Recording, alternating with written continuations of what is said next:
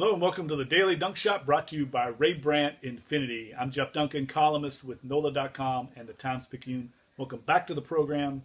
Friday, once again, time for my fearless Friday football forecast. Hopefully I'll do better than last week. 0 for 3 job in the SEC West. Embarrassing performance by myself.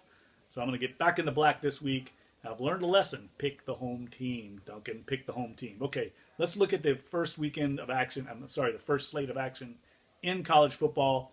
SEC, once again, loaded with great matchups. Down in Florida at the Swamp, LSU's got to go down there in what should be called the Desperation Bowl. Whoever loses this game, their fan bases are going to be apoplectic. Lots on the line right now for Will Muschamp.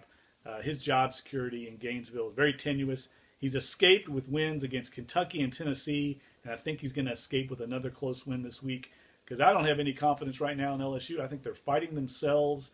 They were not at all prepared in that game at Auburn last week. A very disappointing performance. It's one thing to go there and struggle on offense with a true freshman quarterback in that environment, but I don't know what's going on with LSU's defense. They have plenty of experience over there, lots of high-profile recruits. I know people talk about them being soft at defensive tackle. Those guys are 4- and 5-star recruits that came in there. Everybody in the country wanted those players. There's no excuse for how they're playing. They're fundamentally unsound. They're losing assignments. And it doesn't give me confidence, even against a pedestrian offense like Florida with Jeff Driscoll at quarterback, that they're going to be able to stop anybody, especially in that environment. The fact that they're having player meetings already tells me all I need to know about what's going on in Baton Rouge. So give me the Florida Gators in a close one, probably an ugly one, down in Gainesville. Okay, Yulman Stadium is going to be the site of Tulane, Connecticut. If you don't have anything going on Saturday, get your honeydew list out of the way. Go over to Yulman Stadium if you haven't been there yet. It's a great environment, great atmosphere, and a great place to watch a game. I think you'll get to see the home team get a victory there. Curtis Johnson's team is desperate for a win right now. And if you look at their upcoming schedule, not a lot of victories there for that you can just chalk up into the win column for the Green Wave. They have to play Central Florida next week on the road. Oh, by the way, they just beat Brigham Young on national TV last night. Cincinnati coming in, a borderline top 25 team with Gunnar Kiel at quarterback. That's going to be difficult. Then they have to go to Houston, who's not as good as we thought this year, but nevertheless a road game against a team that's probably more talented than you. UConn is a team that Tulane can beat, and I think they do this week in Yulman. Look for a big game from Sherman Beatty at running back. Okay, in the SEC West, we got a couple other big showdowns in the West. I'm going with the home teams, unlike last week. I'm going to pick the home teams. I like the Aggies down at Texas A&M to get back on track after their loss in Starkville last week. They get Ole Miss at home. Give me Texas A&M. And I'm a believer in the Mississippi State Bulldogs. I picked against them a couple times this year. Not going to do it again. They're legit along both lines, and that's really what wins in this day and age. You got a worthy Heisman Trophy quarterback in Dak Prescott, and you have two good lines. That's a recipe for success. I think they get Auburn and knock them off in Starkville. It's going to be a great game to watch. And a couple big games in the Pac-12 this weekend. You've got UCLA at home against Oregon.